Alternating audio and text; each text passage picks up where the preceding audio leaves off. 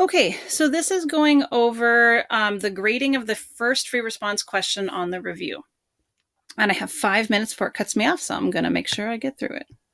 Okay, so you'll notice if you download the document, it's a 13-page document to talk about how to grade 2 free response questions. It's a little overwhelming. So let me walk you through it a little bit. The first page had the original problem. The second page has some kind of perfect solutions. And then the third page has how to grade it. So on AP free response questions, you're always either graded an E for essentially correct, a P for partially correct, or an I for incorrect. So E, you get full points, P, you get half points, and I, you get 0 points.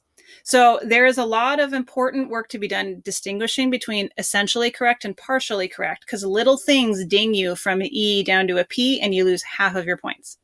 Okay, so I like starting with what they are looking for. So they are looking for SOC V. Now, the graph didn't have any outliers, so they didn't actually care about that in the grading of this particular problem, but they do want center, spread, and shape. And spread is another word for variability. Our book calls it variability. And in addition to that, they wanted context. And they wanted some comparative statements comparing the two to each other. That's what you needed for full credit. Now, after you grade yours, if you look back and realize you were missing some pieces of it, go down and look at the partially correct options and see if you would have had enough pieces to get a P. And if you don't have enough pieces, then you would have gotten an I. Okay, so I'm going to scroll back up to the solution to part A, which, by the way, was worth double what the other parts were worth. This was definitely the big point heavy part of this. Okay, so let's look. They talked about centers, median. They talked about variability, specifically with IQR, and they talked about range, and they talked about the shapes of the 3 graphs, and they used phrase skewed to the right, that kind of deal. Okay, so let's look for context. Context, oh, it's all over the place, right? We're talking about river X and river Z.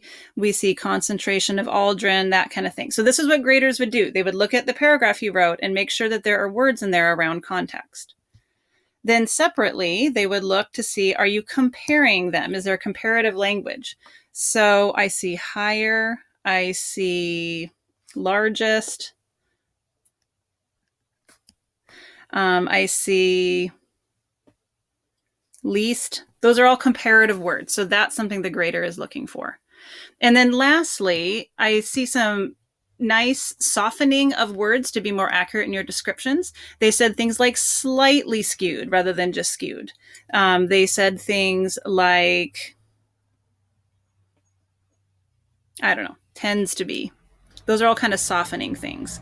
So if I were the grader and I looked at this, I looked for all those things. I felt like I got them all. I would give them essentially correct. Okay, so then let's go look for the second part. The second part is making the stem plot. And they looked for 2 things in particular. I'm scrolling to the 3rd page here. They looked for 2 things in particular. They looked for a reasonable stem plot and a key. And if you missed the key, you got a partially correct. So good stem plot, and the key bumped you from partially correct up to essentially correct.